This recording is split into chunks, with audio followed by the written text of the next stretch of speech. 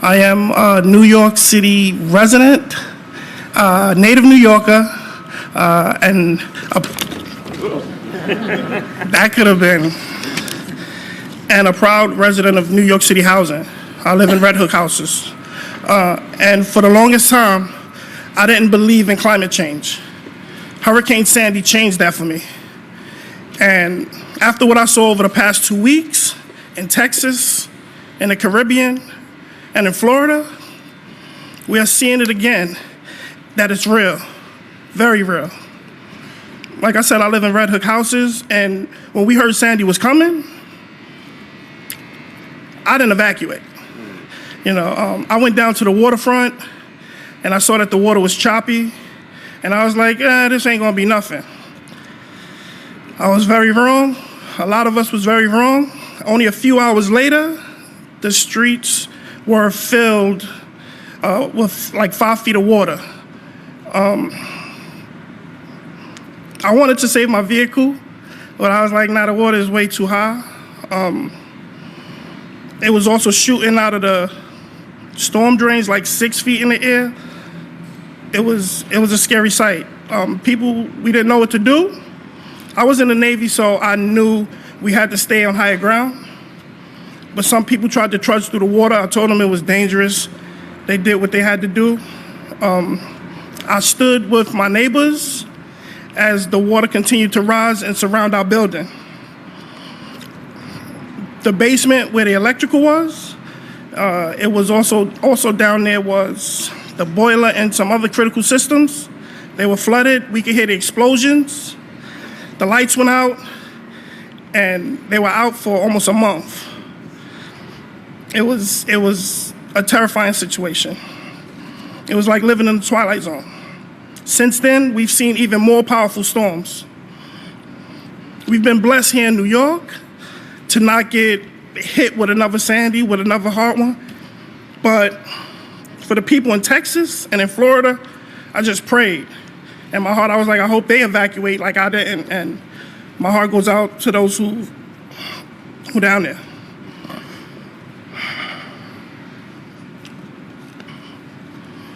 After Sandy, I started working with the NYCHA Sandy recovery team. And I know now, climate change is real. It's very real, and we can fight it. I know we can fight it.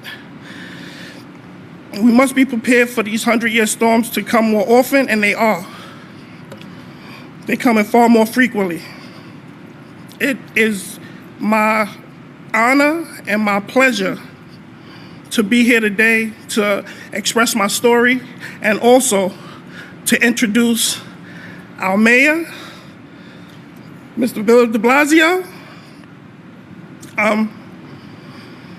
As a NYCHA resident, as a New Yorker, I know how hard, how passionately he fights for me, for my family, for my community, for New York, period, for New Yorkers. And I'm proud to join him in this fight to fight climate change. I'm proud to live in a city that takes climate change very seriously, that recognizes what I went through, what we went through, and is taking the necessary and decisive actions to protect us. Thank you.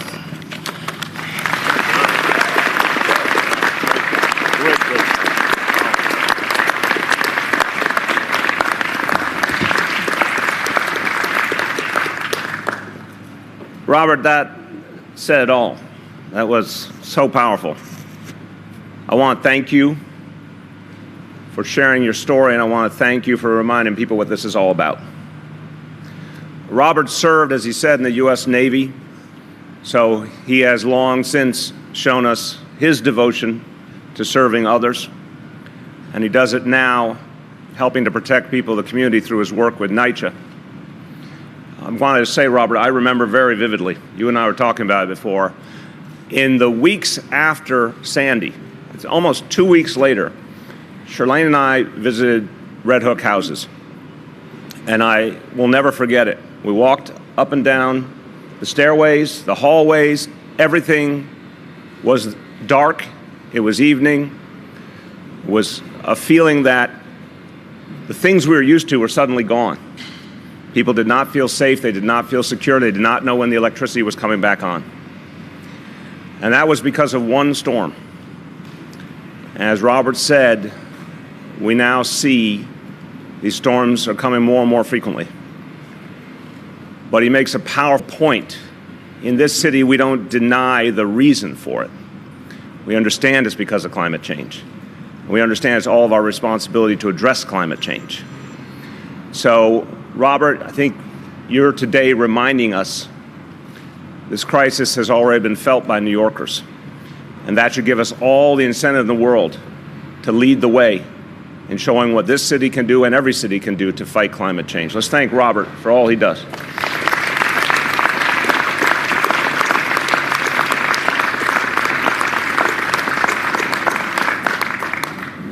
Before I get into today's announcement, I want to thank everyone who's standing behind me. I want to thank the members of my administration. The different agencies represented here are 100% devoted to fighting climate change. For all the leaders of the administration, this is a labor of love. This is something I think about every day. Today's announcement is the first in a series. We will have a lot more to say as we come up on the 90 days since President Trump tragically started the process of taking the United States of America out of the Paris Accord. We are going to make very clear that the City of New York is using every tool at its disposal to address climate change. So I want everyone to recognize it's the leaders of the administration here behind me who are doing all this work every day and who feel it passionately and believe it can be done. Let's give them a big round of applause.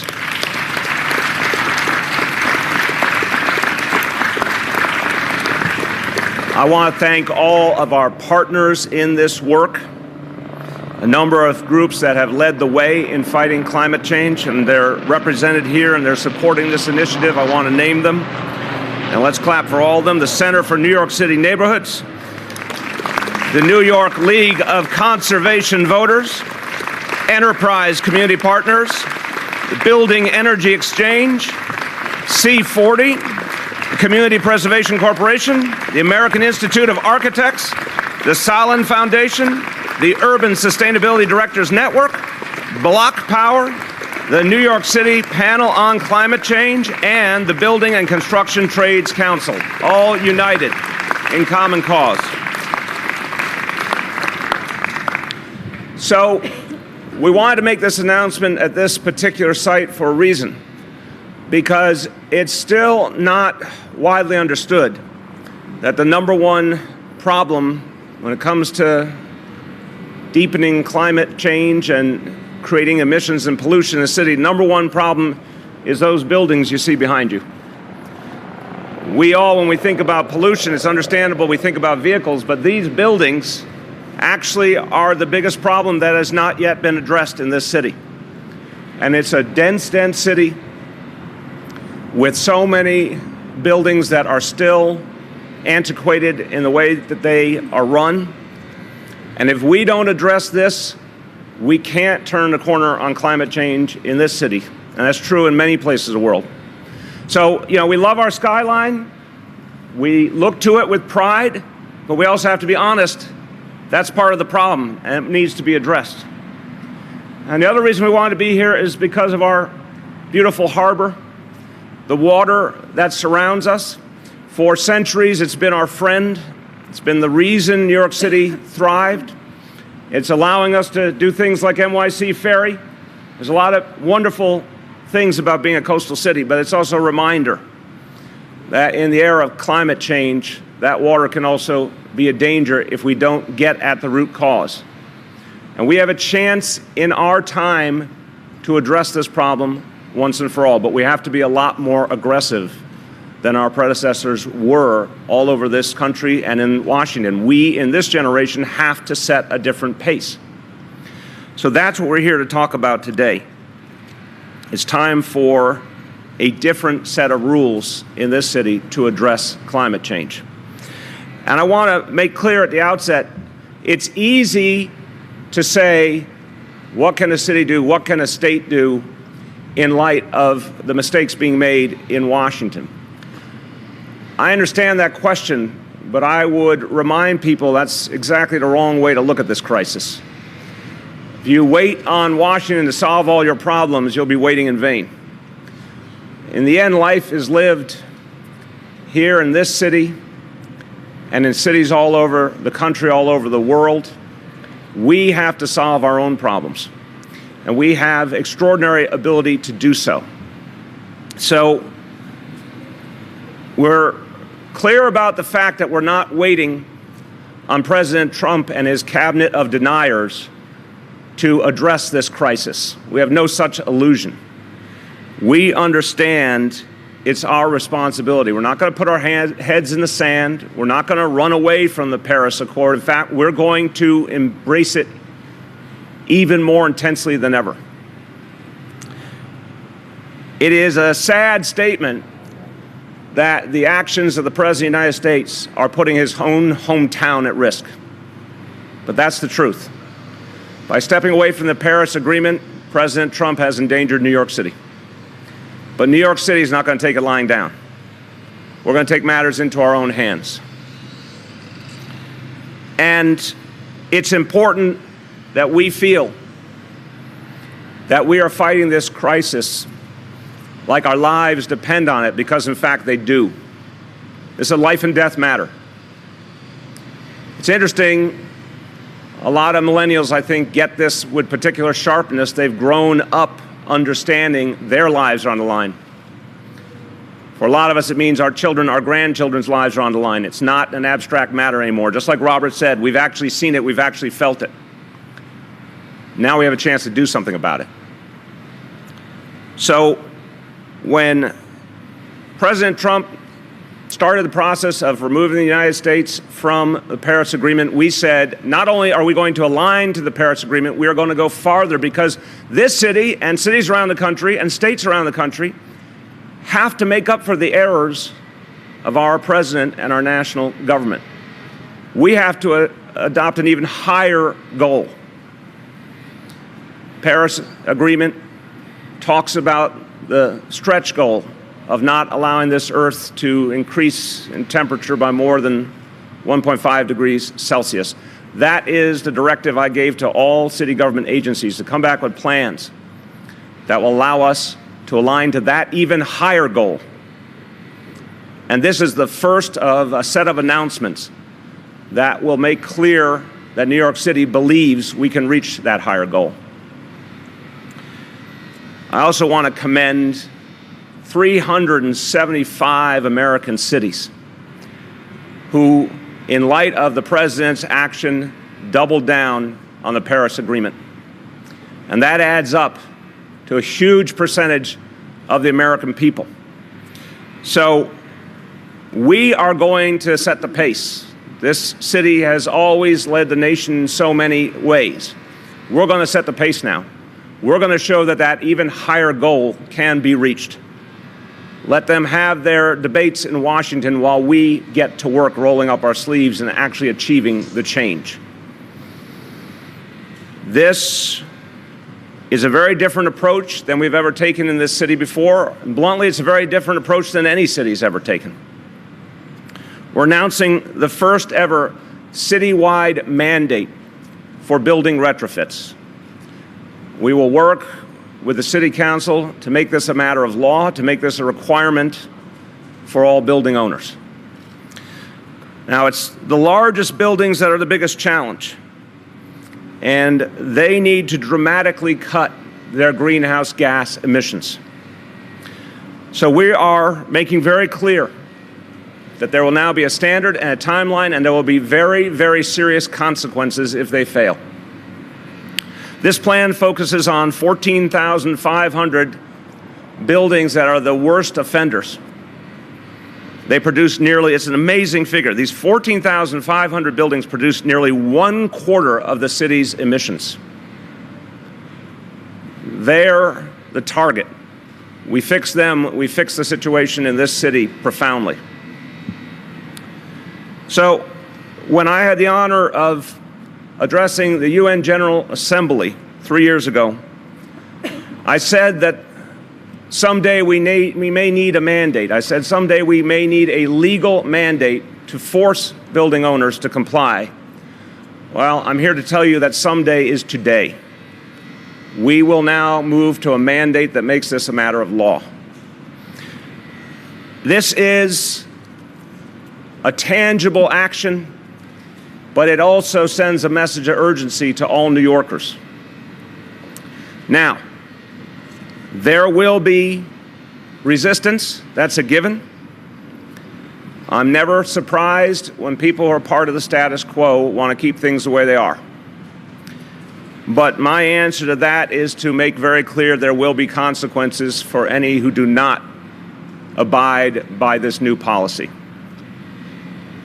Real financial penalties, real teeth, will help to make sure that this new policy works. Buildings will be required to upgrade boilers, water heaters, roofs, and windows, and to meet a strict fossil fuel use target by 2030. Now, we are ready to help those who truly need help. Let's be clear, there are some smaller buildings owned by owners of limited means. They genuinely do need help. And we will provide low-interest loans that will save them thousands of dollars a year so they can make these changes, and then they will benefit from the cost savings. Because remember, anytime you retrofit, you reduce your energy use, it ultimately pays for itself. It's a legitimate problem for some. If they don't have the upfront money, we're going to help them solve that problem with government resources, low-interest loans. But let's be real about the big landlords. The big landlords can handle this. They can afford it. They can front the money. They have the money, I assure you. They can put forward the money. They can make these changes. They will ultimately, over time, benefit from these changes. They will ultimately pay for themselves. We are going to make clear to them that if they don't comply, there will be consequences. So, for example, the fines that would be levied for the owner of a 1 million square foot building that does not conform to these new standards, they will pay as much as $2 million in fines every year. We're going to make clear to them that we mean business, and it will hurt their bottom line if they don't comply. Let me give you an example of what this is going to mean if you want to visualize what this one change would mean in our city and why this is the single most powerful action we can take right away. This change to our buildings would be the equivalent of taking 900,000 cars off the road in this city each year. 900,000 cars. So it's clear this is the mother lode. This is the place we need to focus. And while we're at it, there's another wonderful reality, and this is something we need to talk more and more about in this city and this country. Addressing our problems can also give us an opportunity to put a lot of people to work. Things that should have been done a long time ago, now they will be done, and thousands of people will get good jobs in the process. We estimate there will be 17,000 jobs, good green jobs, created by this initiative. And what we've previously announced, the Green Job Corps, the city will pay for the training to prepare these New York City residents to do this work and to get good paying jobs. And it will give them lifelong skills that they can use for a career that puts them solidly in the middle class.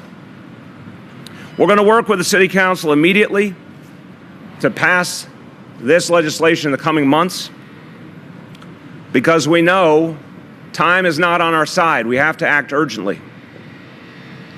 And you're going to see a variety of actions that the city agencies can take on their own that we'll institute immediately, both related to today's announcement and the announcements that will come in the coming days and weeks.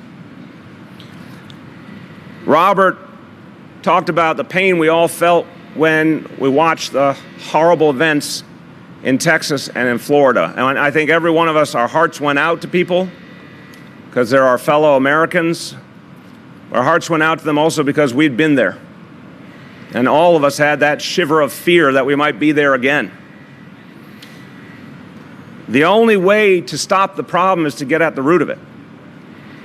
If every city of every state did the kind of things we're talking about today, we could actually change course.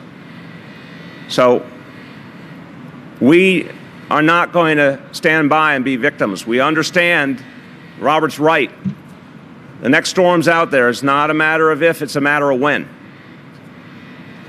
But if we do these things right, in the future, those storms won't be as bad.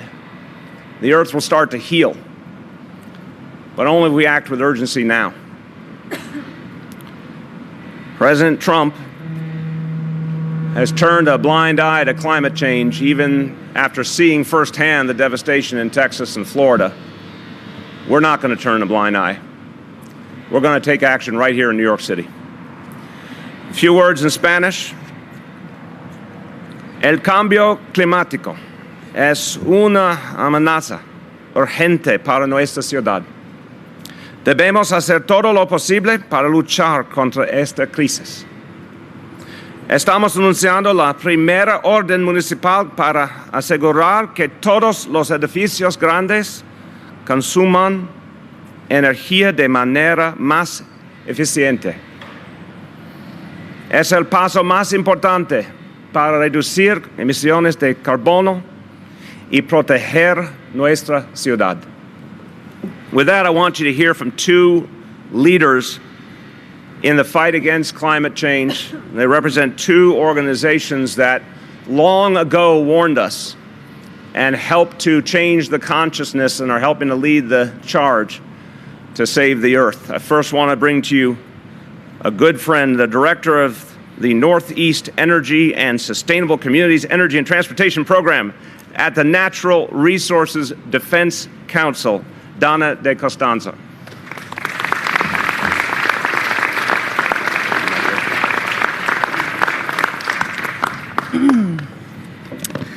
Good morning. Thank you so much, Mr. Mayor. It is an honor to be here with you today. With the tremendous threat of climate change and a Trump administration that is hostile to doing anything to address it and is actually doing all it can to move us in the opposite direction, now more than ever, it is important for cities and states to step up and take the lead. In the United States, cities represent more than 60% of our greenhouse gas emissions, and so play a critical role in fighting the biggest environmental challenge of our time. And New York City has been a great leader on climate change over the last several years. And the announcement today really demonstrates how it's continuing to move forward with bold initiatives to reduce emissions and to move us toward a clean energy economy. Buildings represent the biggest portion of our city's carbon footprint, and so as Mayor de Blasio said, it's critical that we address this sector. And when we reduce energy consumption in our buildings and address climate change, we're also creating good local jobs that can't be outsourced, reducing energy costs for New Yorkers, and also reducing other harmful pollutants in the process. So all eyes are now on New York City. What we do here not only has a huge impact in terms of local sustainability, but also serves as an important model for other cities around the country and around the world. And Mayor de Blasio is really showing what it means to think globally and act locally. And we are really looking forward to working with you and other stakeholders to ensure that a new New York City energy efficiency framework is as effective and successful as possible. We can act now to address climate change, and we must for New Yorkers today and tomorrow. Thank you. Thank you. Thank you so much, Donna. And now my pleasure to introduce the Chief of Strategy, Global Energy and Finance, and the New York Regional Director for the Environmental Defense Fund, Andy Darrell. Thank you, Andy. Thank you. I was going to talk about climate change, but I think Robert and the mayor and Donna did such a great job. I can move straight to thanking the mayor today for this gutsy and practical act of climate leadership. And I'm calling it gutsy and practical really for these reasons. It's gutsy because it takes on the largest and the most important source of greenhouse gas emissions in New York City. 2/3 of the energy, or 2/3 of our greenhouse gas footprint here in New York City is the energy that's used in the buildings that we see all around us. And it's practical because it both slashes pollution, it also lowers bills, and it creates jobs.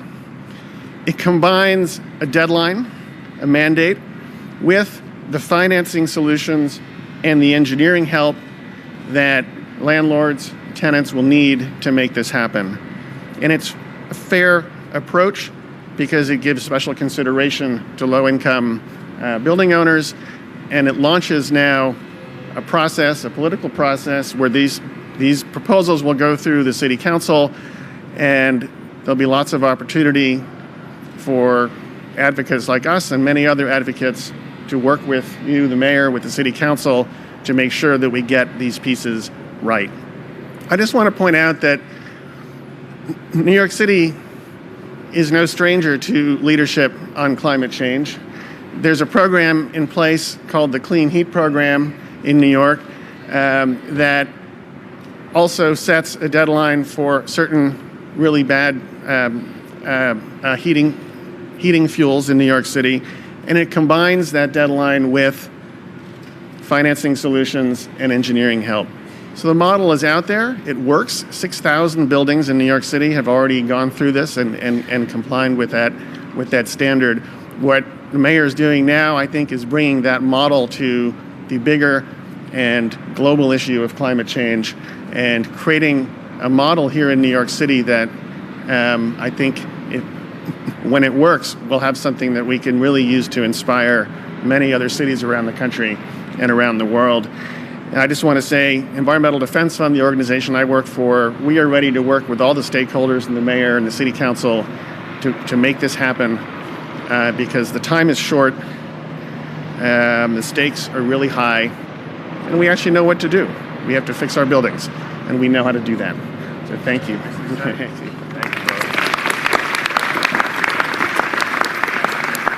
you.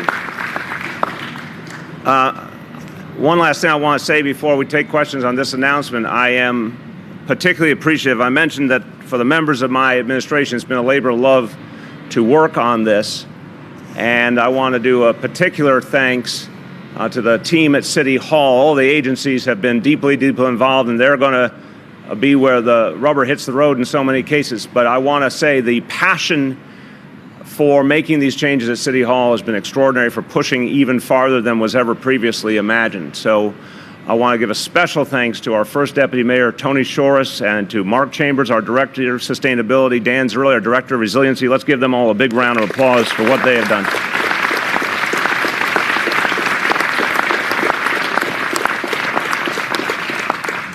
With that, let's take questions on this announcement, then we'll take questions on other matters. Rich. Mr. Mayor, are there any famous old buildings on the bad list? Famous, that's eye of the beholder question. Famous old buildings. It's a good question. So I'm going to look at Tony and Mark or Rick Chandler. Anyone know there's a famous old building, or do we have to get back to him? Bad Tony. Strike that from the record. That was not an official answer. Rich, that's a great question. And we will, a very good evocative question, and we will come back to you later in the day if we can identify specific buildings already. Gloria. Mr. Mayor, two questions. How is this any different from what the City Council has already introduced and been working on? You said you were going to work with them. Yes. Is this any different than that? And why such a long timeline? Is there nothing the city can do before 2030 to help meet some of these goals? Excellent questions. Let me try and address both. We have had a conversation with the council going back months. I spoke to the speaker yesterday about this, and our teams have been talking literally for months and months. There's a high level of alignment. There are still some issues the council is working on. We felt this package was ready to go now. We wanted to put it out because we need to get to work. So I think we're going to have a very cooperative, positive process. But the bottom line from our point of view is we're ready to move. We think the pieces are there. As Andy said, there's going to be a legislative process, so fine-tuning will occur naturally in that. But I would predict a high level of alignment. On the second question, this starts immediately. So in this plan also, we're talking about the continued work we're doing on our own city buildings, which we announced back at the UN. I announced 3 years ago at the UN. You've seen that reflected in our city budget. So far, the city has, of our buildings, 1,211 that are either completed already with their retrofits or in the process of being completed. And then with NYCHA, 420 buildings either completed or in the process of being completed.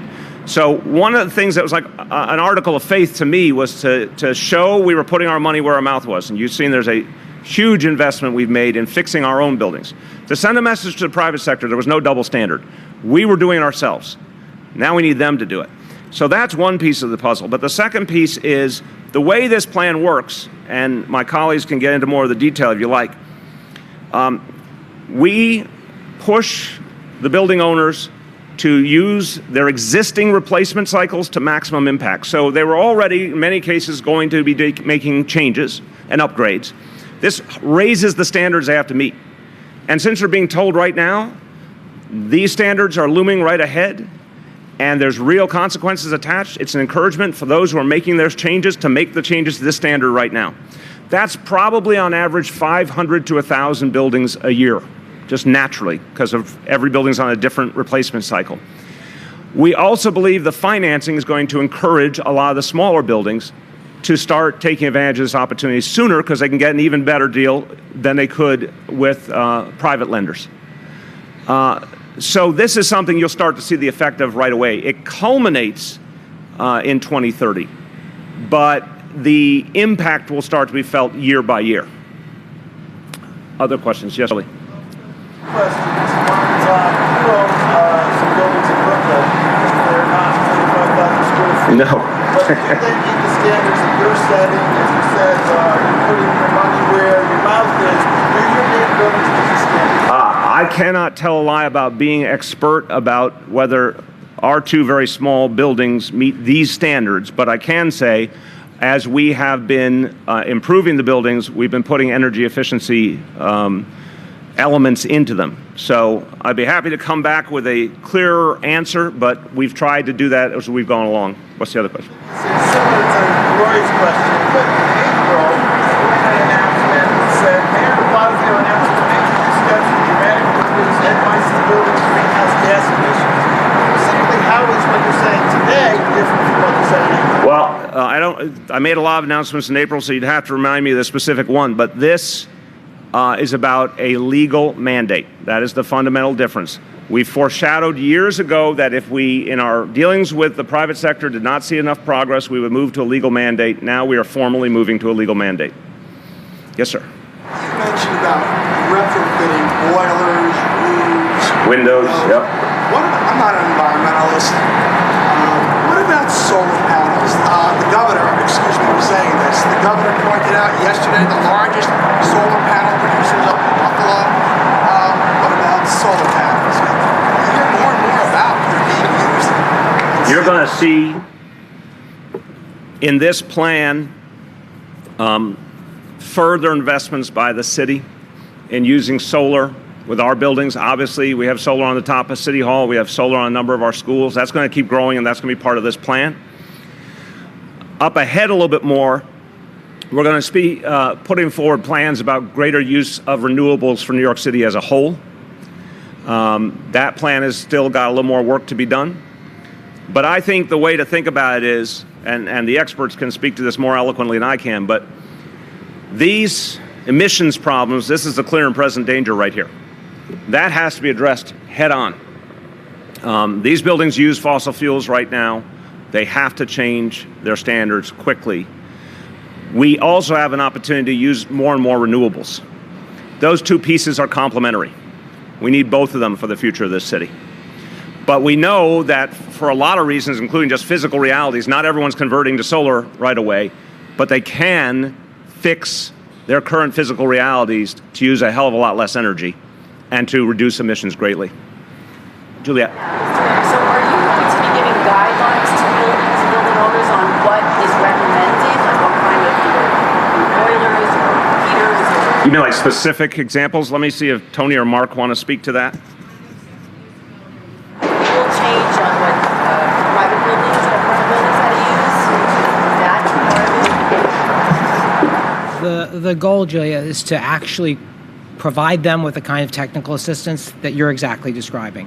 There's a program called Retrofit Accelerator, which is literally guidance for individual building owners on these are the kinds of things you can do to meet, and it'll be different building by building, and we respect that, and different building owners may have different cycles they want to do to achieve those goals.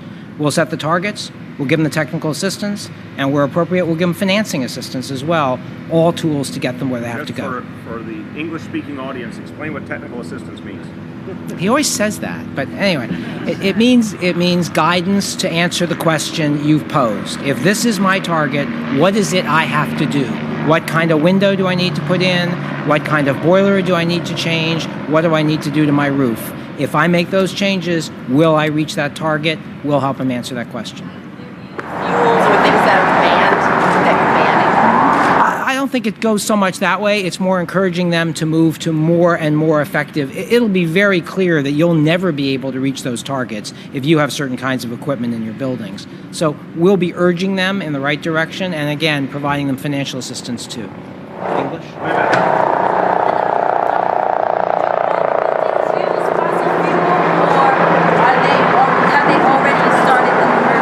That's a question I want one of our experts to speak to. I don't know if Mark knows. Do all the buildings use fossil fuel, or have they started conversion to renewables? I think the answer is too many still is about fossil fuel, but you can speak to the specifics. Absolutely. So I think the big distinction is that fossil fuels are typically used for heating and hot water. A lot of big buildings also utilize steam energy. So yes, many buildings have made conversions, but it's not a wholesale conversion. It's about reducing your overall demand, both for heating and hot water, as well as for electricity. Good job. I have two questions. One is, if you can say a little bit more about what the city is doing with its own building. How many are there? What's the total cost? And is the city making a guarantee that it will meet those same deadlines by 2030 for those buildings? Our deadlines are faster, if I remember correctly. So I'm going to have Lizette Camillo, our DCAS commissioner, come up on the specifics. But we, as you can hear from the numbers, I'm going to repeat them, that with city buildings, 1,211 already completed or in progress, 420 NYCHA buildings completed or in progress. Our goal, and we said it in the original plan, is to reach all of our buildings of any size and get this done as quickly as possible. And we want the fastest. I mean, again, it's the right thing to do for the environment, but I remind everyone, another really good news thing about this is when you do a retrofit, you ultimately save money. It ultimately pays for itself. So it's in our interest. You want to speak to the timelines? Absolutely. Yes, we're very confident that we will meet the deadline for our internal city-owned buildings.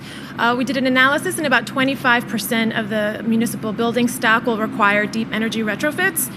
We are confident that we have the capital and the plan to make that happen. It's about 425 that require the deep energy retrofits. And about 65% of the entire building stock either don't need retrofits or very minor work. We don't have that costed out, but we do have $2.7 billion in the capital budget to address all of those needs. Yeah. Mr. Mayor, last September you said that the city was on track to meet the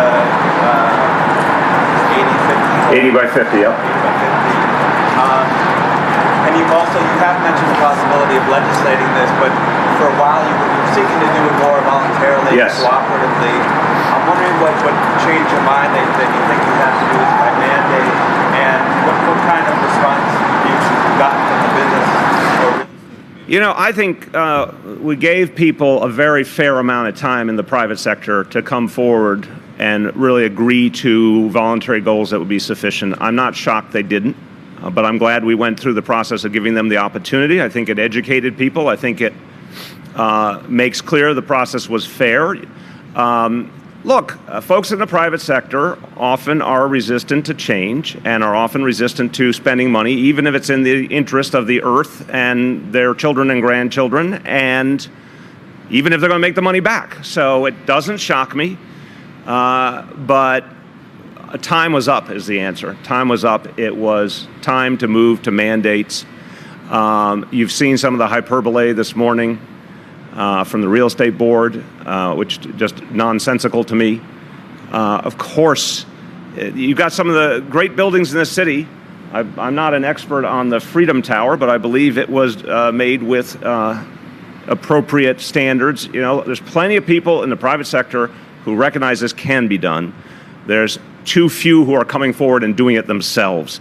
That's when it's time for mandates. Yeah. I gave you a lot, brother. I'll come back to you. Go ahead. What's the average cost for retrofits, and how long will it take on average to make up those costs? Okay, I heard the first part, and again, some lucky expert can come forward. What's the average cost of a retrofit, and what's the second? How long will it be on average to make up the cost? How long on average to make up the cost? Okay, to make the money back. So average cost definitely depends on building size. We're estimating around $15,000 as kind of a base for a lot of some of the minor upgrades. $50,000 for what? For a typical a base 25,000 square foot building. So as you get higher, there's going to be more investments. When it starts, this is for when you have to do the larger investments for big boilers. There can move to upwards of $1 million for similar buildings. As far as the timeline to repay those investments, that's one of the benefits of pursuing the PACE financing that the mayor discussed. It utilizes a longer timeline to pay back those investments, a timeline up to about 20 years versus 7 years, what is typical for private investments. I think the question was more, when does retrofitting pay for itself because of the energy savings and the cost reduction? Just broad guidelines. Broad guidelines between 5 and 15 years, are depending on the investment. Just for back to the average question, to add everything up, you factor all the elements, the average cost more for everything. Can you repeat that again? Sure. So what's the average cost when you factor everything in? Is there one number you can give us? I don't think that. Yeah, I think we need to have them come back because I think there's a lot of nuance in it. But let's see if we can get you that. Who has not gone yet? Jillian. Mayor, since this has been in the council for a while, I'm just curious why no one from the council is here. Did you invite council members? I spoke to the speaker. We've been speaking extensively to council staff, and we've been speaking to the chair of the Environmental Protection Committee, council member Constantinides. Again, there's a lot of agreement. There's some areas that have still not been ironed out. We adamantly believed it was time to start moving. So we're announcing our vision. We'll now go with the council to calendar things and to work on the specifics through the legislative process. Just came to the conclusion it was time to go. Just kind of in terms of your administration and the environment, unless I'm wrong, I don't think there's a permanent head of the Department of Environmental Protection after the commissioner left over. There's an excellent acting head.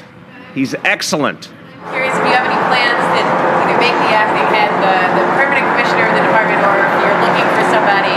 We'll have more to say later in the year, but Commissioner Sapienza is doing an outstanding job. I'd say it even if he wasn't here. Right. For those that didn't see the written comments, what did they say, and what's the hyperbole? Well, you can see it in the article this morning, but the notion that coming up with sane energy standards and helping to save the earth would somehow inhibit normal buildings in New York City, I found outrageous. We're going to, life's going to go on. Again, this is something that has been proven to work. Some enlightened companies have already taken such actions. It's time for everyone to take them. And again, I want to emphasize, I get The little guys, the small owners for whom the upfront costs are daunting, that's why we're going to provide public financing to help make that work. And we believe it's a great equation. As Mark said, if your time for realizing the savings is between 5 and 15 years, and you've got a low-cost loan that you're paying off over 20 years, that's a very, very fair equation. But for the big guys, they can handle it. They can handle it. They just don't like to spend money. Is the article you're referring to is the Washington Post? Yes. Do you mind just explaining why you thought the Washington Post was the best outlet to have this information? Yeah, I'm going to shock you here. I don't actually decide who we talk to in the media on each article. So you can have a separate conversation with Eric Phillips about that. Go ahead. Anyone who hasn't? Okay, yes. Considered a small building. What is considered a small building? Someone, what's our cutoff? Below 25,000 square feet.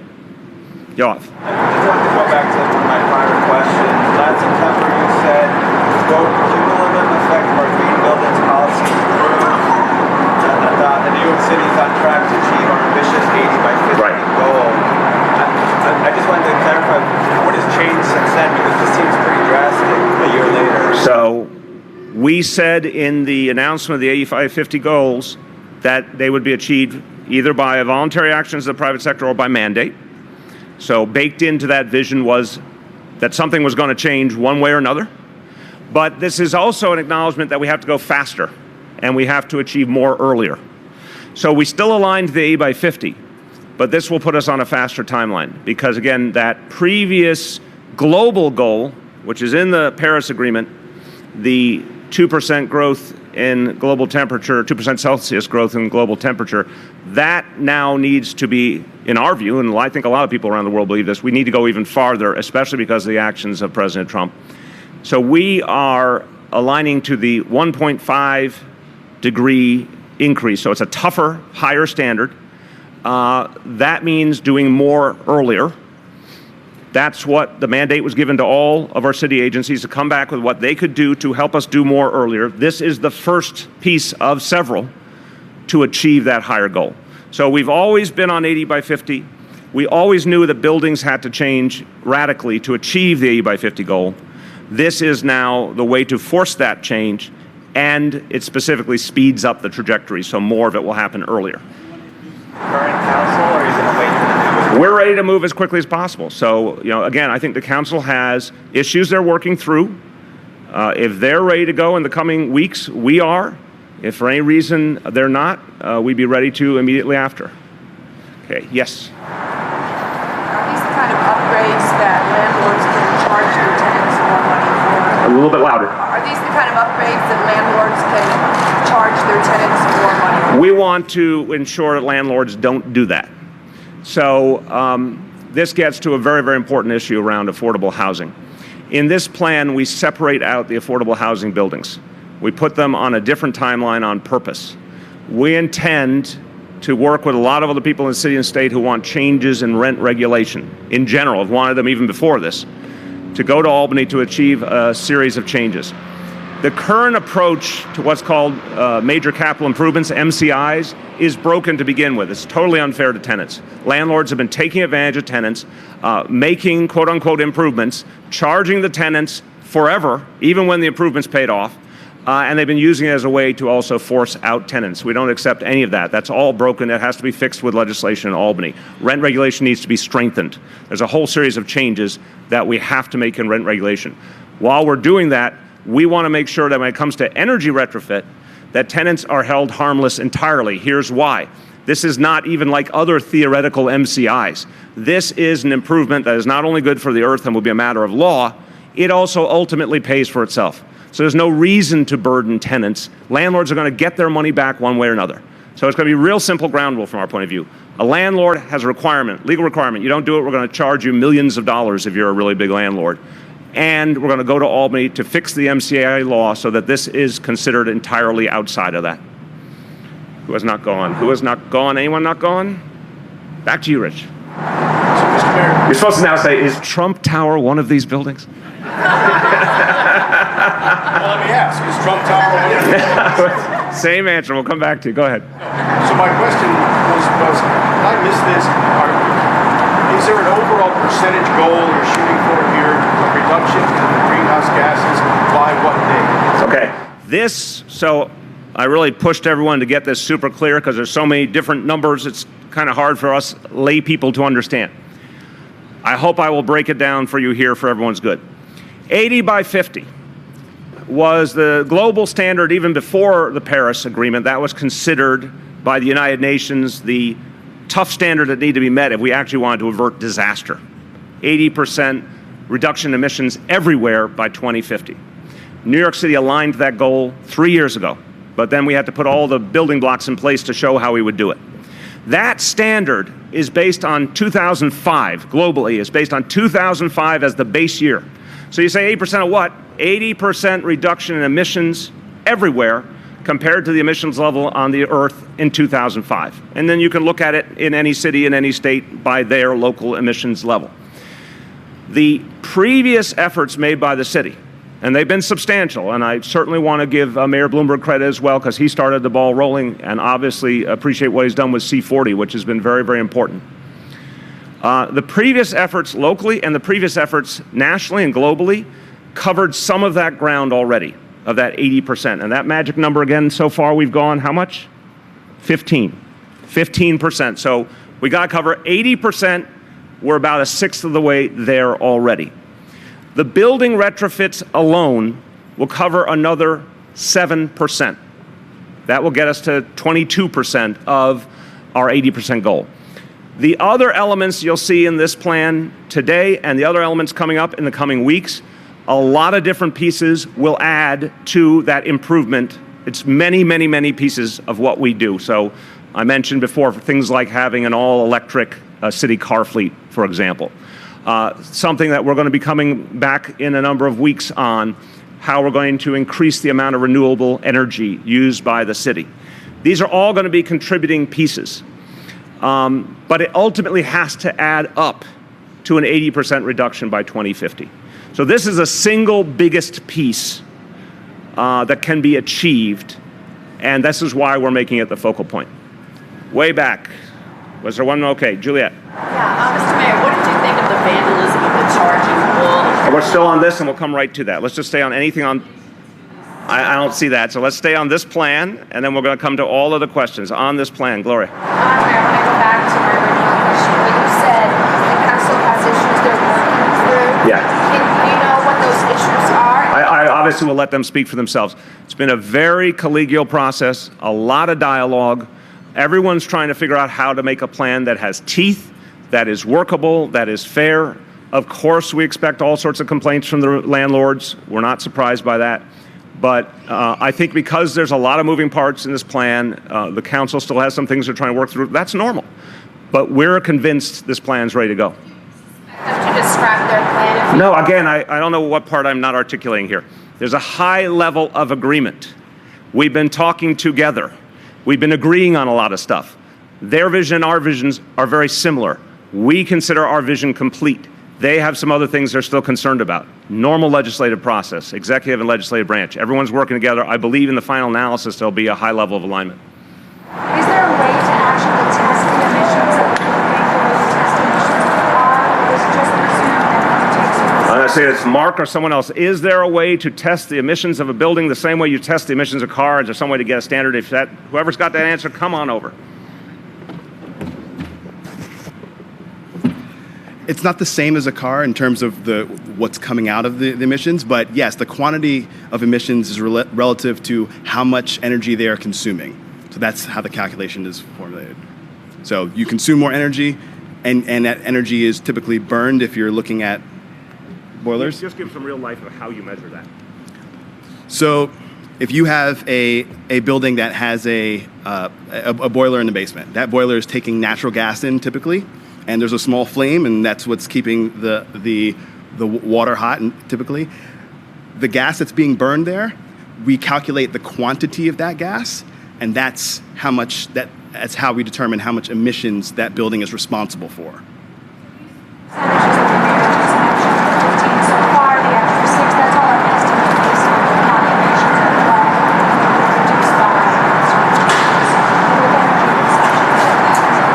Yes, and not just from buildings, also from waste and from transportation as well. I'm sorry if you already covered this, it's hard to hear. How do building believe the Mayor, Tony, mentioned that the program that we utilize is called the Retrofit Accelerator, which is directly targeted to connecting building owners to technology, to resources, and to specific technical expertise about what exactly they can do to meet their targets. Jillian. Mayor, just to go back to the question about landlords potentially passing this on through rent increases. What about tenants who are maybe not lucky enough to be in affordable housing, haven't won a lottery for that, but are, and whose landlords could raise the rent and say, well, it's because I have to put in this new boiler. I mean, is there any way for the city to try to mitigate that, or what would you say to those tenants? Look, our first focus is going to be on affordable housing, because we have a legal way to put those protections in place because of rent regulation. I'll look for every other opportunity to protect tenants in this. Again, it's quite clear that ultimately the landlords get this money back. So we're going to look for every other way to improve the ability to make sure that any increases are not passed on. That being said, the bottom line need here is profound. We have to get this done, and we have to get it done soon. I said to the team earlier, this is an Apollo 13 situation. Failure is not an option. So we have to get these retrofits to happen. But we're going to do everything we can to protect all kinds of tenants in the process. Willie? A little louder. Talk about how urgent this is. Your administration produced a buildings technical working report about 2 months ago.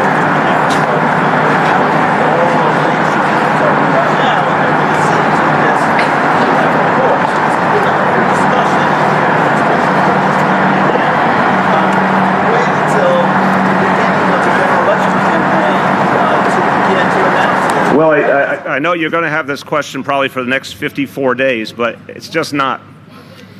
It's just not, has nothing to do with anybody else's calendar. It's just about getting the work done. The preference was a voluntary system. I said that from the very beginning. We worked hard to achieve it. We came to the conclusion it was not going to happen the way it needed to. Everyone has been working as expeditiously as possible to get this whole plan to come together. Tony or Mark, if you want to add to that. And then you said you have another question for Mark?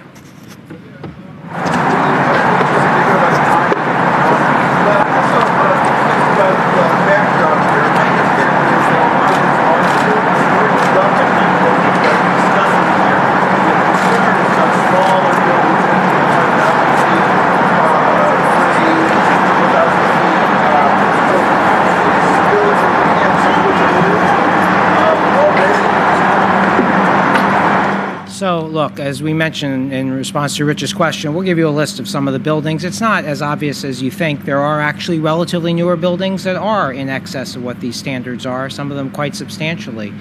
Some that were built yesterday afternoon are probably much closer to these targets and may exceed them in many cases. Some owners have done what is in their economic interest, which is to make the investments and reduce their greenhouse gas emissions, and they'll be not troubled by these standards because they've already met them. But there are a lot of buildings, 14,000 some buildings, many of them residential, many of them commercial, that are not even close to what those standards are. Some of them are as new as the last 10 years or so. Some of them are much older than that. So no, the reason the mayor used that is exactly the notion. It's not those particular buildings, though. It's all the buildings in the city, those included, but also all the buildings if you turned your head the other way. So the standard here has to apply across the board. Everybody's going to have to reach a certain level. If some have done better than that, that's great. We have platinum LEED level buildings in New York City that are doing a terrific job. At Cornell, we just opened a building, the Cornell campus, that's a zero emissions net building. That's great. They're in terrific shape. But we have to work on the ones that are far, far below those standards. Mayor, just, in response to the Brett question, it seems like you're saying obviously you're going to try to stop any rent increases from happening, but that if some do, this is an urgent problem that has to be tackled. I'm just curious why you wouldn't put the same standard towards something like congestion pricing, where people might also see some outlay of money in an effort to reduce traffic, which also causes emissions. Many environmentalists would So, point one, this is a bigger problem than vehicles, period. This is the #1 pollution problem in New York City. And so it's apples and oranges right there as a matter of degree. Point two, there is no congestion pricing plan before us right now. I understand you guys have a job to do, but you've spoken extensively about a plan that doesn't exist. If a plan comes forward, I'll assess it. My response has been to everything we've seen previously, which again I consider regressive tax, and I consider not addressing a host of equity issues. Bring forward a real plan, we'll look at it then. I have a different plan which I think will address the core question there, which is about the subways, and also get more and more people to use mass transit, which is millionaire's tax. You've seen a number of NYC ferries going by, another way that people are going to get out of their cars and get into mass transit. But everything pales in comparison to addressing the buildings issue. Okay. Until you came up with that. I mean, Right. Why That's not a fair statement. Why not urge someone to come up with a congestion pricing? If someone does, we'll look at it. But this is not, that's obviously, all understand congestion pricing is something that has to be resolved in Albany. I have not seen a plan I can support previously. I haven't seen a new plan yet. This is what we can do, and we think it's going to have a huge impact. Who else? Go ahead. This plan is the equivalent to taking 900,000 cars off the road. You also mentioned other plans coming up. So do you have anything else coming up that you think will help take more cars off? You really think I'm going to say what's coming up? You said there's solar, there's going to be solar involved. What do you take me for, sir? We have a series of announcements coming up once they're ready, but not before they're ready. Ways to take more cars off the road, or is that not part of it? No, what I'm saying to you is, I just said it before, I'm going to repeat it. One, in this plan, this is the biggest piece. And in the plan are other pieces, not just the building retrofits, but other things you're going to see in what we're putting forward today. Then you will see additional announcements related to the 90 days we gave each agency to come up with every conceivable way they could work toward the 1.5 degrees Celsius goal. I foreshadowed that some of that's going to be about renewable energy. Then you're going to see later some additional announcements about renewable energy, but all of that is still being perfected. In terms of cars off the road, there's a lot of things we want to do, but it begins with maximizing everything in the way of mass transit, select bus service, which continues to grow, NYC ferry, which continues to grow, city bike, which continues to grow, ultimately light rail. That's the way forward. Yes? Folks in condos and co-ops prepare for carrying charge increases? I don't know the answer to that question. Let's see if our panel of experts, anyone's got that? You want to come over on that? Again, the premise of this is these are investments that save buildings money. Landlords should be doing this to reduce their operating costs of the building, not to increase it. How individual buildings make their decisions about what their maintenance costs are for condos, co-ops, and others obviously has a lot of factors going into it, and that's a decision in some cases of the owners of the co-op and in some cases of the sponsor of the building. But the fundamental issue here is these are improvements that should reduce costs, not raise them. If people have trouble financing it initially in order to access those savings, we'll help them. But that's really what they should be doing. And stating the obvious, if we help them with the financing, we put ground rules on the situation as well, and we'll have more to say on that as it plays out. Yes? Buildings that don't help with financing, you said about 500 or so buildings a year. Do you expect to start making Between 500, just by normal projections, since the schedules for buildings to upgrade, each company and each landlord obviously has some kind of schedule for improving their physical plant. Just looking at that over the timeline we're talking about here, sheer random numbers would suggest it's going to be between 500 and 1,000 a year to begin with, just naturally. We're obviously hoping the financing is going to pump that number up and encourage people to move quicker. The fact that there are real consequences up ahead encourages people to move quicker. The fact that they already know what the standards are going to be in 2030, why would they do a upgrade now and then do another one later? Why not just go right to that standard? It makes a hell of a lot more sense. It'll save them money to just get with it now. So I think you'll see those numbers tick up even more, but just naturally, we should have something around the order of 500 minimum a year that are making these changes. 2030. Yeah. Yep. Did you have one or not? Okay. Will design be taken into consideration? Like, will you streamline these designs? I think it'll boost morale and people are looking at it. Well, look, again, the message is going to be you have to meet these standards. So that is going to encourage everyone to factor that into their designs. It's not the aesthetics, but it gets to, if you're going to meet these standards, you then have to think about how to make your building align to them, or if you're building something new, you have to include it in it. So that will affect designs. I'm going to see his last call. Okay, Bobby. Companies aren't imposed until 2030, right? I'm going to check everyone. That's when the law takes full effect. So again, you're going to see a lot of buildings making the changes earlier, but they have until 2030 to get right. At that point, these stringent penalties start to take effect. Do you see exceptions if the penalty is so far out? No, because one, again, I learned all this in the last 24 hours about building maintenance cycles, so I don't expect any of you to be an expert any more than I was. So there's a certain amount happening anyway. So it just stands to reason. If you own a building and every 10 years, let's say, you are upgrading, you're putting a new boiler or whatever it may be, now you find out that there's a set of standards not that far in the future that are very stringent. You would be well served to meet them sooner rather than later to avoid any problems later. There is financing available if you are a smaller building and you don't have a lot of resources. We think a lot of buildings are going to align to them now. A lot of times when you see these changes in public policy, it creates a momentum that more and more people just have to deal with it. We'll have more and more trained people. That's another important part of the equation, Bobby, that we're have this green jobs corps. I think it's going to be 3,000, Tony, is that right? Ultimately, we'll train. So there's going to be a more workforce available. The standards are really going to be clear, so people have a pretty easy pathway. Get with these standards now so you don't pay later. Get with these standards now, you actually start to save more money. You need financing, we got financing. And I think you'll see momentum in the industry that they would be better served to just start aligning to this rather than waiting. Okay, last call on this topic. Going once, going twice. Okay, new topics, yes sir. Yeah, speaking of climate change, forecasters are talking about Hurricane Jose out in the Atlantic right now, and some are saying by Tuesday could be a close call around here. Maybe. Any preparations that you are recommending? We're very focused. Tony, if you want to add, come on over. But I will state the obvious before Tony goes into the specifics. We talk about hurricanes literally every day during hurricane season. Tony and I are in constant dialogue, Joe Esposito at OEM. And we have learned, I have the greatest respect in the world for the National Weather Service, and I've also seen predictions change pretty suddenly. So the minute anything might come to New York, we start a preparation process like it will come to New York.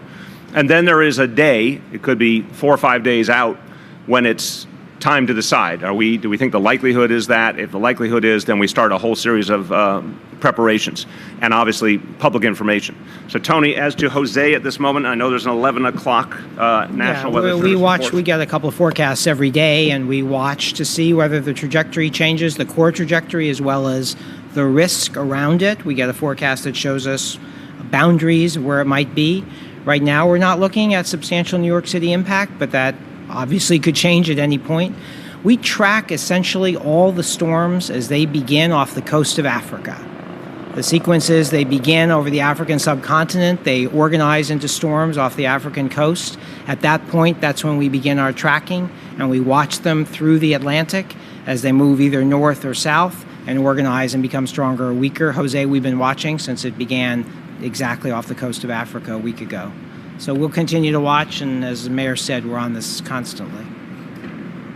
And Tony will have, in fact, Tony, you can check and see if the 11 o'clock has come in, and there's something we can add in the course of this press conference, or else we'll update people later on today.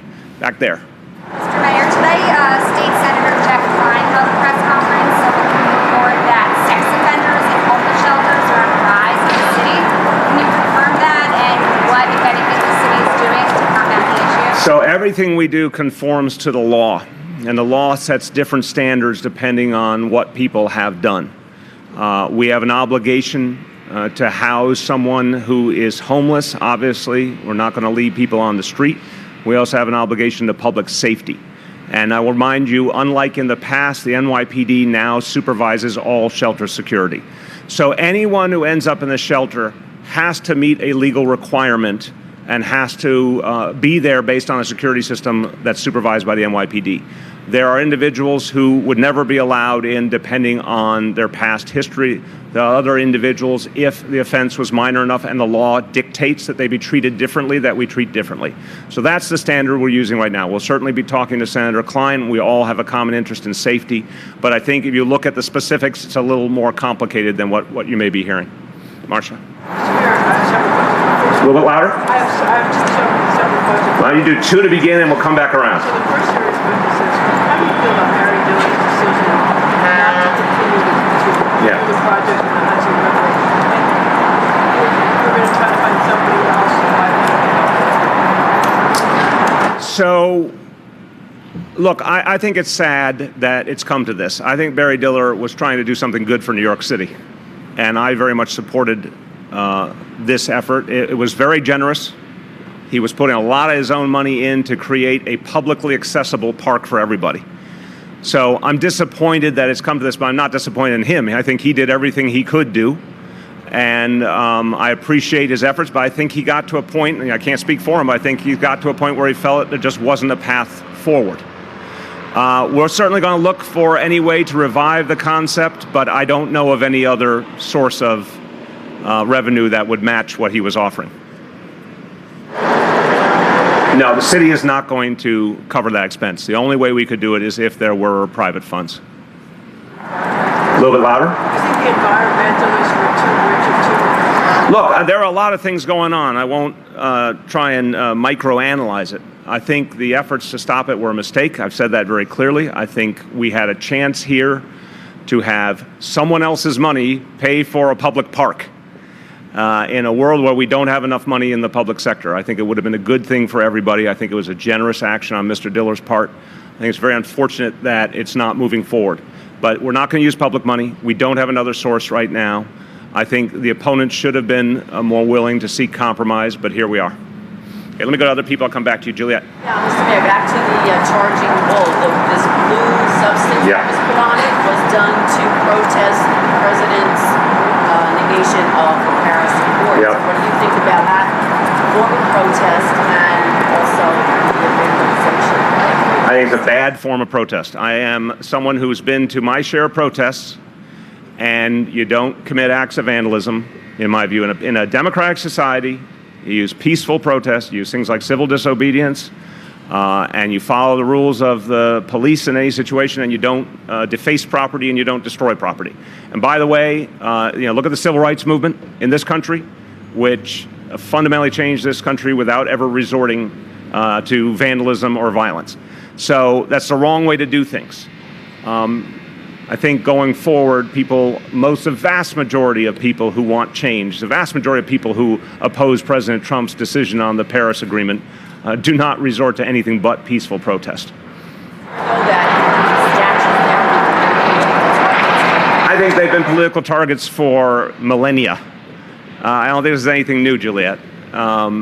But the bottom line is, again, that is the acts of very few. We will obviously do everything we can to make sure there's consequences, but this is not a new reality in the world of public life.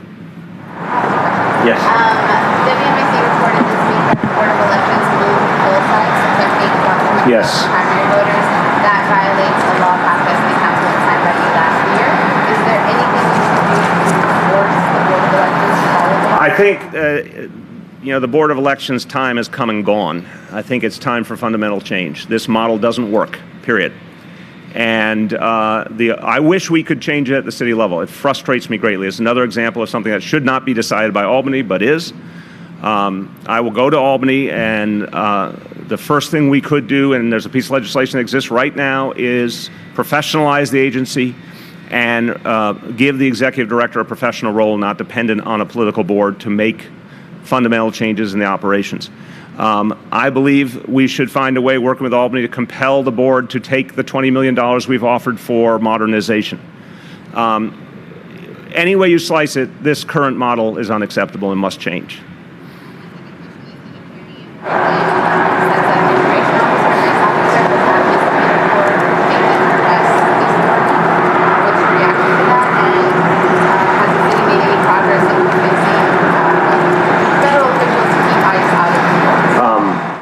don't know about this incident, so I don't want to comment on the specifics. We have adamantly suggested to the state that more steps be taken to ensure that ICE officers are not present in court buildings, the same way we do not allow them on school property or our public hospital property, unless there's a very specific thing that has been agreed to in advance by our legal teams. So I think it is very problematic to have ICE just showing up in court buildings. I think that's dangerous to the process of people who happen to be undocumented participating in the judicial process, working with law enforcement. It's the whole point that Commissioner O'Neill has made and Commissioner Bratton before him made, that this endangers the ability of law enforcement to do their job. I don't know the latest in terms of the state's actions, but we've made our position very clear to the state, which obviously runs the Office of Court Administration. Yes, Gloria. Mr. Mayor, I wanted to ask you about the Bedford project.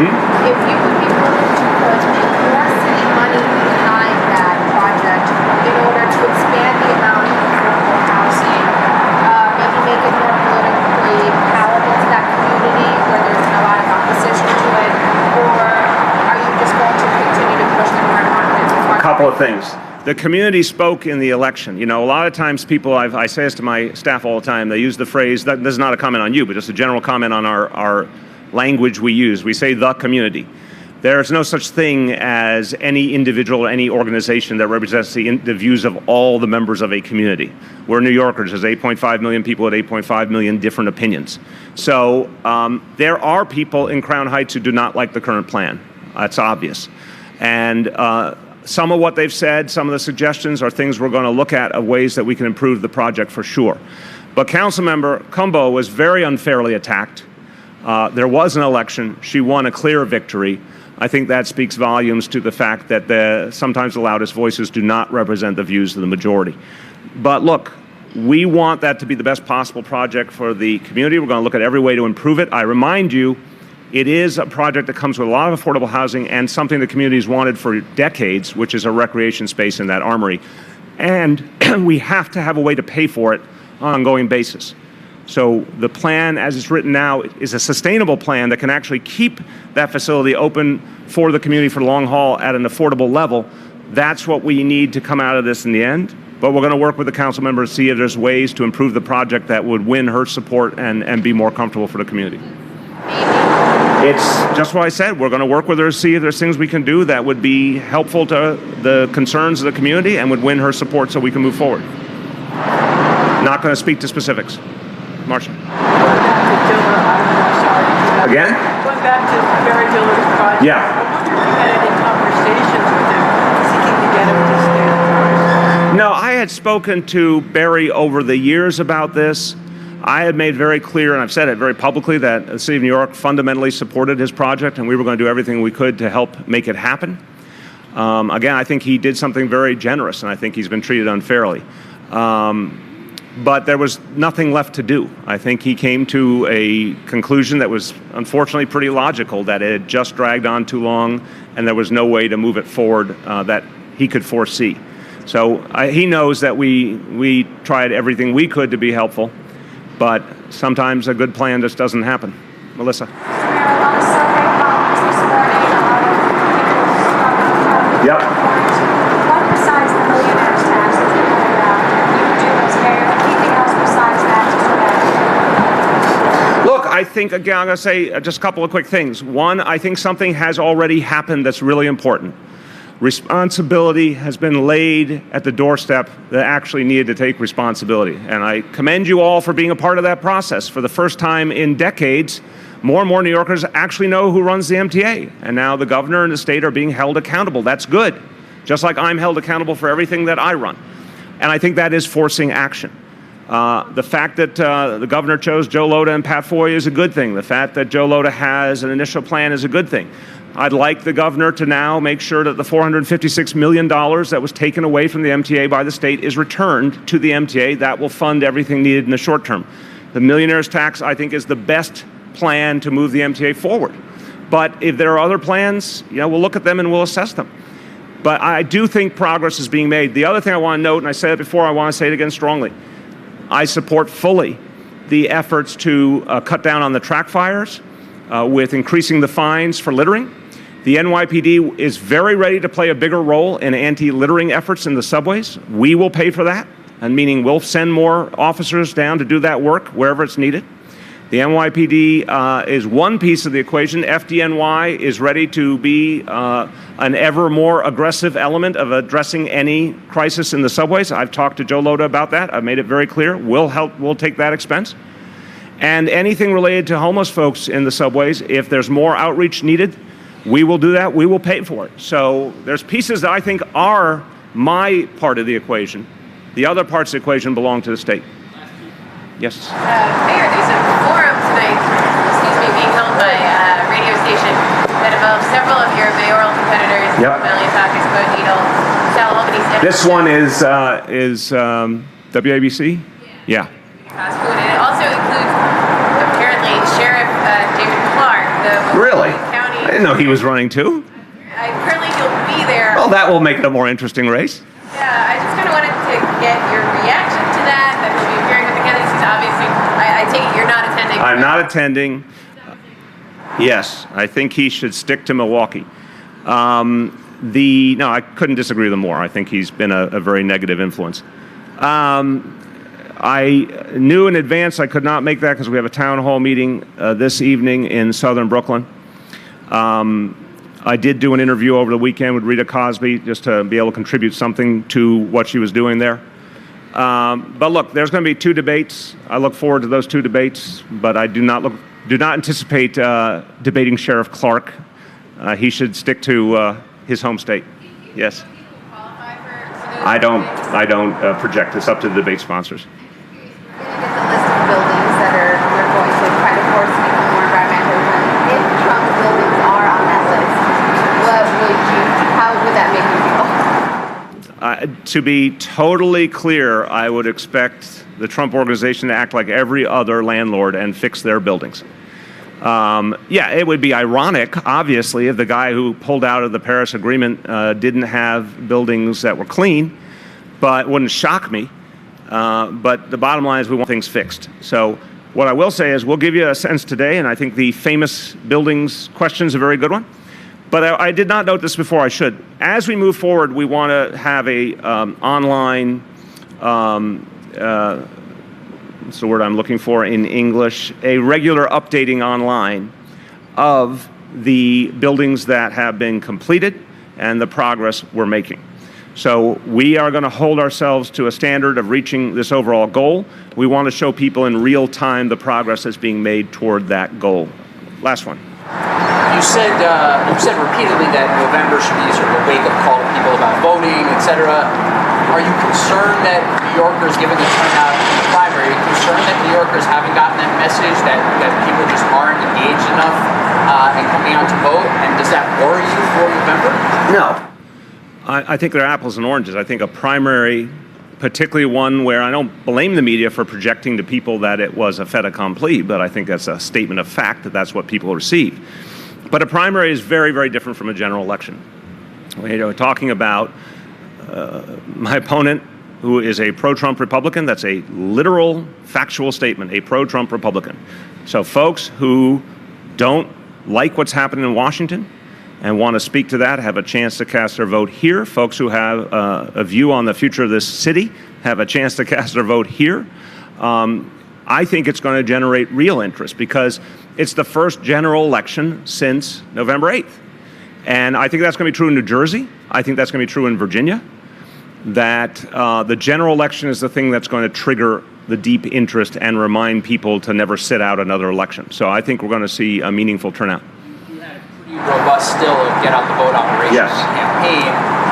Are you looking at that and saying it didn't get enough people out, or you were satisfied with that number? I'm never satisfied. I think we as a society have to crack the code on ways to get people to vote with huge numbers going forward. And I think it has something to do with encouraging much greater civic participation in between elections. But obviously, it requires changes in our electoral law. So one thing I want to state again is on November 7th, I will no longer be in the elections business, so I'm going to focus my attentions on getting electoral reform. And we're going to start very early on this to build up a head of steam to force change in Albany. It's too hard to vote. It's another big piece of the equation. In some ways, much more elemental than what people think of the candidates or how they felt about Donald Trump is it's just too hard to vote. And we know this is one of the hardest states to vote in. And we know for a fact that the easier voting is made, the higher participation levels go. You see it in Oregon is a great example. Minnesota is a great example. So we need early voting. We need same-day registration. We need a functioning Board of Elections. As we fix those problems, we're going to see more and more participation. So that's the big answer in my view. But in terms of our Get Out the Vote operation, look, I think it was a really vibrant operation.